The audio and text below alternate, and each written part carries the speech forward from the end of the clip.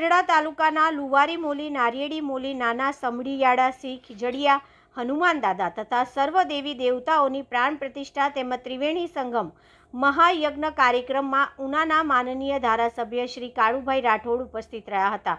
ધારાસભ્ય શ્રી કાળુભાઈ રાઠોડનું ફુલહાર તેમજ શાલ ઓઢાડીને સન્માન કરવામાં આવ્યું હતું। ઉનાના ધારાસભ્ય શ્રી કાળુભાઈ રાઠોડ તરફથી 11,000 રૂપિયાનું અનુદાન આપવામાં આવ્યું હતું। આ ધાર્મિક પ્રસંગે 13 જૂનના લોકસભાના સાંસદ સભ્ય શ્રી રાજેશભાઈ ચુડાસમા, જિલ્લા પંચાયત કારોબારી સમિતિ ચેરમેન શ્રી ડાયાભાઈ જાલોંદ્રા, જિલ્લા ભાજપ મહામંત્રી શ્રી વિશાલભાઈ વોરા, ઉના શહેર પૂર્વ ભાજપ પ્રમુખ શ્રી મિતેશભાઈ શાહ, લક્ષ્મણભાઈ વાઘ ઉપસ્થિત રહ્યા હતા।